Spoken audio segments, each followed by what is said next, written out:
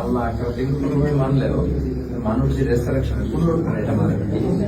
এইটাকে বোঝানোর জন্য আল্লাহ এদের মধ্য থেকে 7 জনকে নিয়ে 309 বছর কম বাড়ায় রেখে আবার তাদেরকে জীবিত করছে। আল্লাহ তাদের বুঝাচ্ছি তোমরা যে ওটা মানো না, তোমাদের ভাই বেড়াদার আত্মীয় স্বজন তাদের মধ্যে থেকে তো 7 জনকে নিয়ে 309 বছর কম বাড়ায় রাখো, আবার জীবিত করতে পারবে। আর সেই জীবিত হওয়ার দৃশ্য চাক্ষুষ হবে, এইটা যদি হতে পারে সব মানুষকে কেমন দিন ওঠানো আমার জন্য কঠিন কেন? আরবিতে একটা নিয়ম আছে আল জাযা মিন জিনসিল আমাল, মানে যেটার জন্য যেটা দরকার আল্লাহ ওইটা দিয়ে করছেন। যেমন লূত আলাইহিস সালামের যে কম সাদুম কমিউনিটিকে আল্লাহ অন্য কিছু দিয়ে মারেনি, ইসমাঈল আলাইহিস সালামকে বর্ণনা দিয়েছে মুখে উল্টেছে কেন? কারণ তারা আল্লাহর ফিতরাতে উল্টেছে। হ্যাঁ, নারী পুরুষ অপ্রিয় কৃষ্ণভাবে পুরুষ নারী তারা আসহাবে কাফের গুহার প্রবেশ মুখ, এর ভিতরে তাদের কবর, গ্রেভ, এগুলোর মধ্যে সব জমা করে রেখে দিছে। এদের মাথারা আছে, আলহামদুলিল্লাহ দেখে সৌভাগ্য হইল।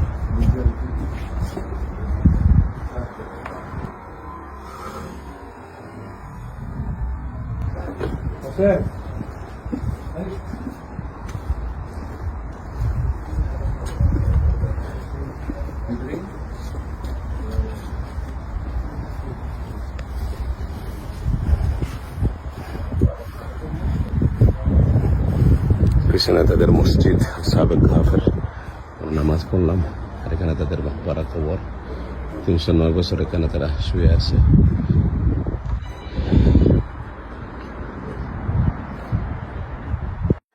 আসসালামু আলাইকুম।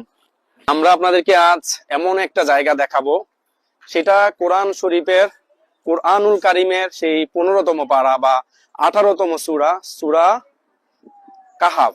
এই কাহাফে আসলে সেই অনেক আগে আপনার এই দিনের জন্য কিছু যুবকের পরিশ্রম, আত্মত্যাগ, তাদের জীবনকে তারা আসলে বলিদান করেছেন, এমন একটা বর্ণনা আসলে সূরা কাহাফে এসেছেন যে 7 জন যুবক তারা একটা অত্যাচারী শাসক থেকে বাঁচতে, যে মূর্তি পূজারী ছিলেন, যে অত্যাচার করতেন, সে অত্যাচারী শাসকের থেকে বাঁচতে তারা যে এক আল্লাহ, যে এক সৃষ্টিকর্তা, যে একজন, তাদের মনে এই ধারণাটা জাগ্রত হয়েছিল, আল্লাহ তাআলা জাগ্রত করেছিলেন।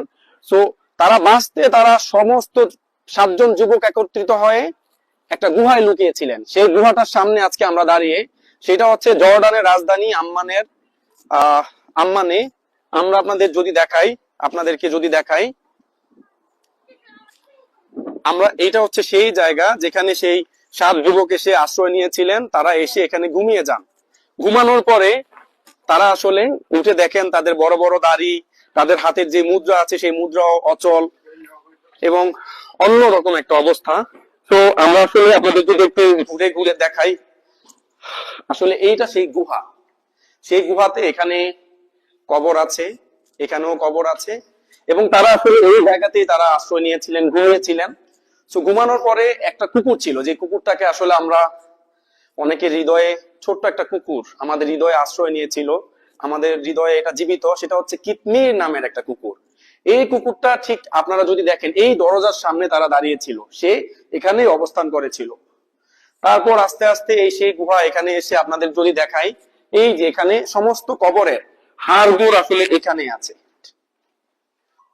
এখানে আপনাদের যদি দেখাই, এখানে হাড়গোড় আছে, বা আমি আরো ক্লোজ একটা ভিডিও থেকে আমি দেখাবো, আসলে সমস্ত হাড়গোড় এখানে জড়ো করা হয়েছে। হ্যাঁ, এই জায়গায় সেই হাড়, এই যে আপনারা যদি দেখেন। সো এই হইলো, এখানে অনেক দর্শনার্থী আসলে এসেছেন। এখানে যদি আমি কথা বলি, চেষ্টা করি, আমরা আসলে এখানে এসে Let me fix my hair. তো এই যে আমার এক ভাই, ব্রাদার, আসসালামু আলাইকুম। Walaikum salam. My name is Saleh. Saleh. So you are from? I'm from Yemen, but I live in the US. আসলে উনি বেশ কিছু জায়গা থেকে আসছেন, বিশেষ করে উনি ইয়েমেন, বাট তারপরে উনি আমেরিকায় থাকেন আর কি। So when you came to Jordan? Oh, I came like a week ago. Week ago? You were just here for traveling and seeing these all the historical places? Oh yeah, it was. We came for visiting. Yeah, and then we kind of like see how Jordan is and the history of it. So After visiting some places, maybe you have visited a lot of places. So Yeah. what do you feel in that Jordan is very rich in history?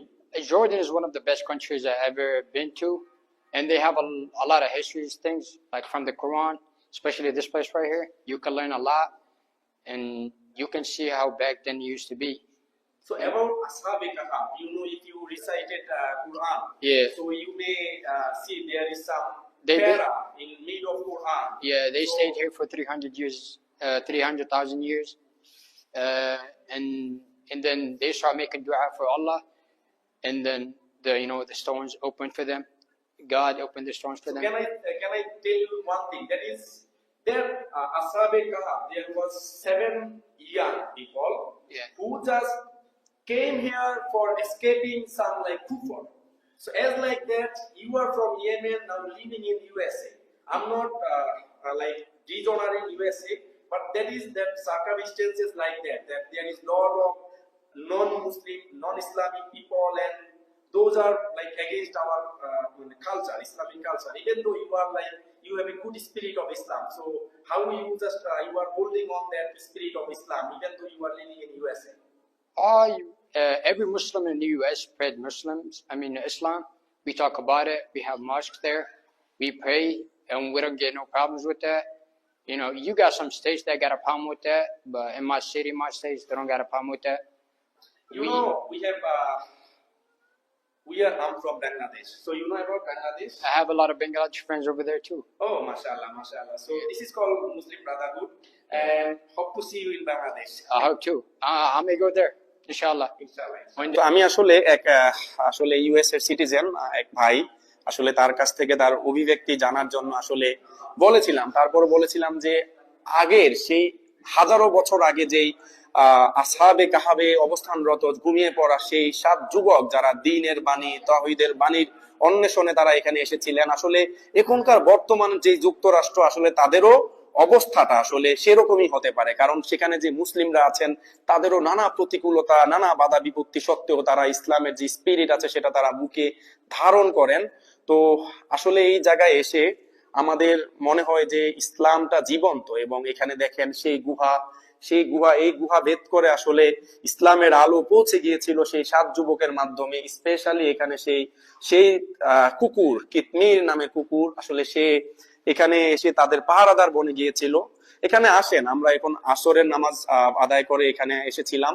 আসার পর এখানে সেই Islamic নিদর্শন দেখে আসলে অনেক পুলক অনুভব হওয়া বা একদম হৃদয়ে যে ইসলামের মর্মবাণী জাগ্রত হয়েছে। তো আপনারা যারা আসলে আসেন এখানে, আপনারা চেষ্টা করবেন ইনশাআল্লাহ এই আসহাবে কাহাবের গুহাটা আসলে ভ্রমণ করাটা অবশ্যই মনে করি যে বাঞ্ছনীয় হওয়া উচিত আপনাদের সবার কাছে।